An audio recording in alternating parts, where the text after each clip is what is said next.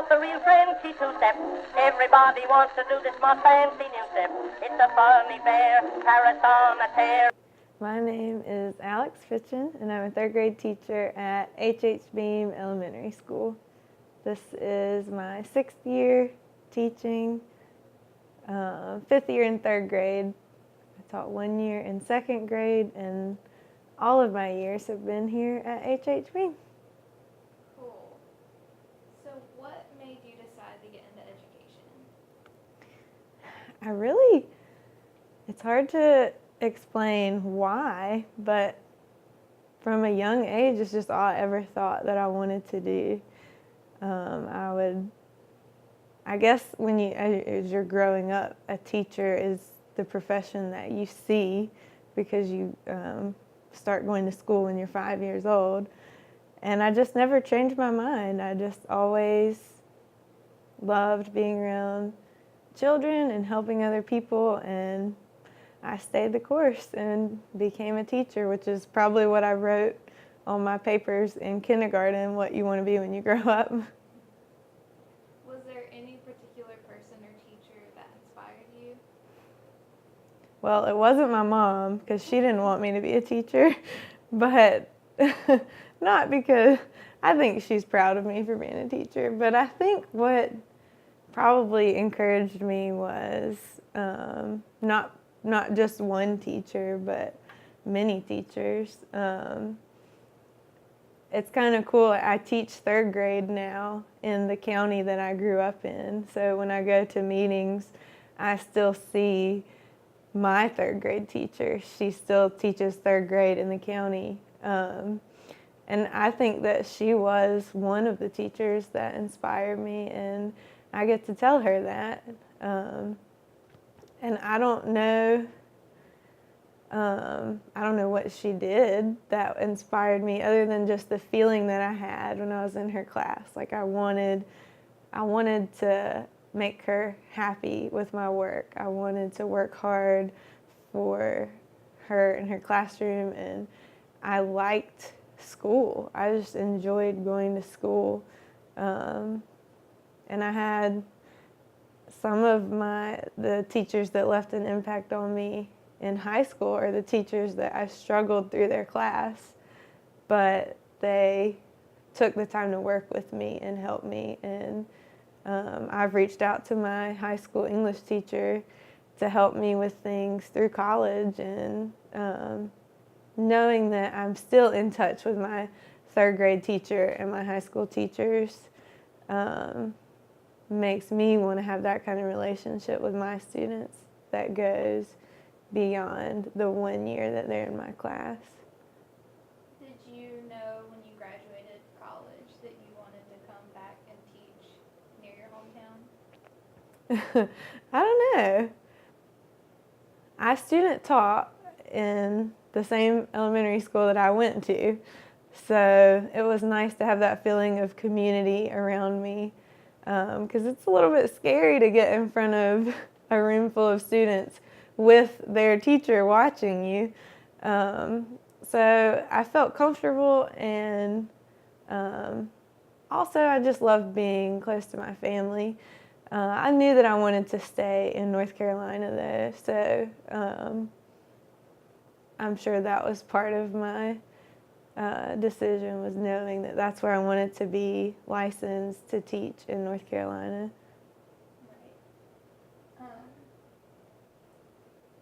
So H.H. Beam is a Title I school. What are some challenges that you face as a teacher in a school that is Title I compared to a teacher who might be in a more well-off school? Well, I don't have a lot of experience in schools that are not Title I, but I did do my student teaching in a school that is not. And I think the major difference is, at least from my experience, has been the parent involvement and the resources that the families and communities have.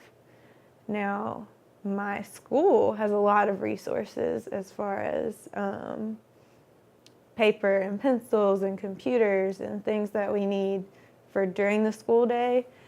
But I think it's what the challenges that my students face at home and their families that makes the environment a lot different. As far as the support that parents are maybe able to give or willing to give to the school, at least that's been my experience here. And it makes it very challenging to stay in communication with parents, and also challenging to solicit their support to help educate their children. So what do you think makes an effective teacher, particularly in an environment where they don't have as much parental support as they might have otherwise? Well, I think no matter what you're teaching or where you're teaching, to be effective, you have to have student engagement. And probably with any group of students, to have effective engagement, you have to have classroom management. And that is a big challenge because I've had to do something different with every class every year. They all have, it's like your class has a different personality every year. And this great strategy that you had that worked and really motivated your students to have good behavior last year may or may not work this year. So it's like this constant puzzle to figure out. And I think the challenge is probably different at non-Title I schools, or schools where the parent will straighten out their kid when they get home if they misbehave at school. But there's always a challenge to keep learning as their focus, to make students want to learn and want to grow as students. And in order to do that, you have to be able to manage the behaviors in the classroom and motivate your students so that they will want to learn. So I was in here earlier when you were meeting with some of your colleagues, and they were talking about how you always stay so positive. So what is it, or how are you able to stay so positive in an environment that maybe it's hard to be positive? What is it about teaching in your job that allows you to do that? I don't know some days that I am able to stay positive, but it is so important to remember that they are a child and you are the adult. And no matter how disrespectful they are, no matter how outrageous their behavior is, they're a child. And it's your job to be the role model for how you want them to act. So if you can stay calm, if you can work through something in a professional way and try to stay positive, I mean, that's what we want from them. We don't want students to hate coming to school. We don't want students to just scream all the time when they get upset. So it's important that we set the example for how to face a challenge, because the students in my classroom face extremely hard challenges every day. And whatever their challenge is, it's the biggest challenge that they've had to face. So I try to remember that, what the action that they're showing me, there's a reason behind it. And if I can figure out what that reason is, then it makes it a little less personal. And it's a little bit easier to not lose my cool if I can just try to be professional and caring towards my students, even when they're not towards me. So I know you teach kids that are pretty young, but media and technology and things like that are very prevalent in our society and are growing more prevalent every day. So how have you seen that influence in how the students maybe act or reflected in their academic work? Or have you seen a difference? I definitely think that I see it the most with like open-ended questions where students are asked to explain their thinking, or even when I'm conferencing with a student and I ask them a question and they're to respond to it. I think a lot of my students haven't had a lot of face-to-face interaction where there's someone sitting there waiting for their response, and their response needs to make sense. I think a lot of kids in general spend a lot of time that they're not really interacting with other people, at least not in person. They are watching people's interactions on TV shows, or interacting with a video game.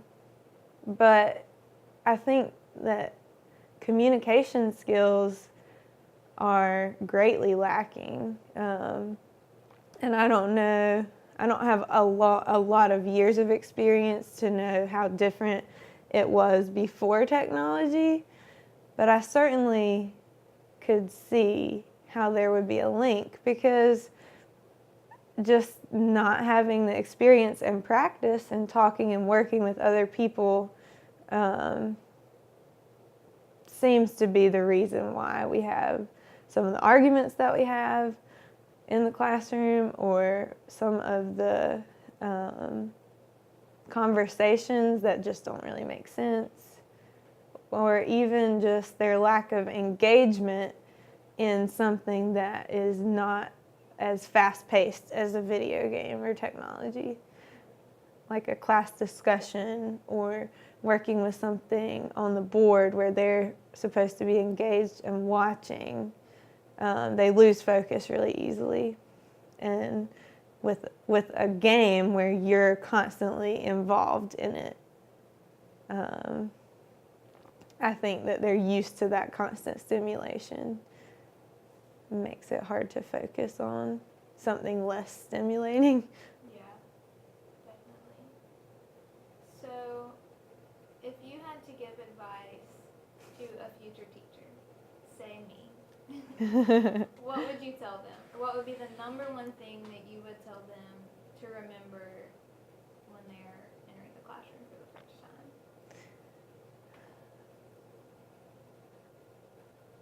Well, for the first time, the first year of teaching, expect to work hard and expect to make mistakes and make changes throughout the year. I mean, I think the most important thing is to just not give up, because it's going to be challenging. You're not going to come in and be an expert just like any other job.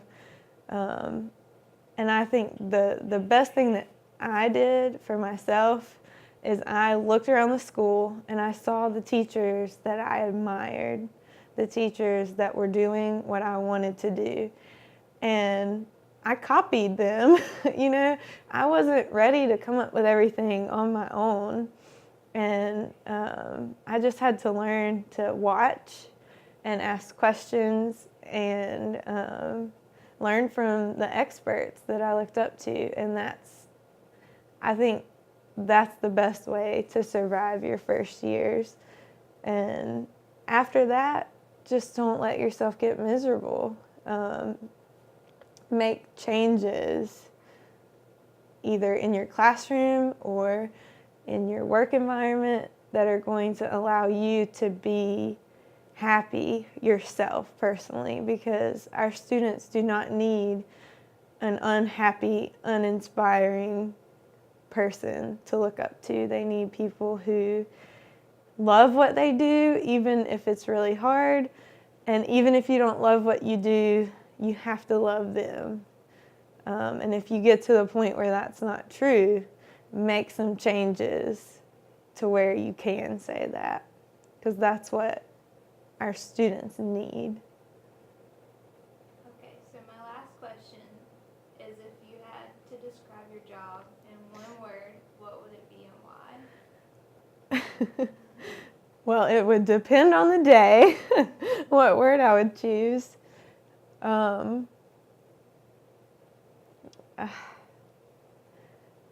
maybe I would choose the word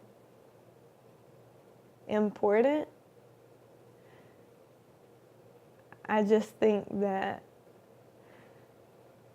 it's challenging and it's hard and it's exciting, but no matter what the day holds, I do believe that what I'm doing is important. And I know a lot of teachers come into it thinking, if I can just change the life of one student, it would be worth it.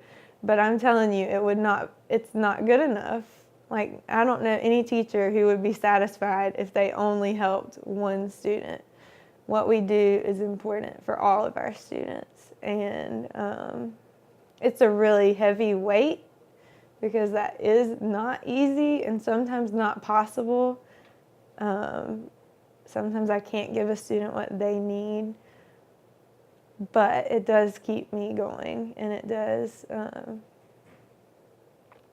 help to remember that we do this because it is of the utmost importance that our students can learn, and that they do have a right to a free education, and we want to make it a good one that can help them have the skills that they need to improve our society and our world.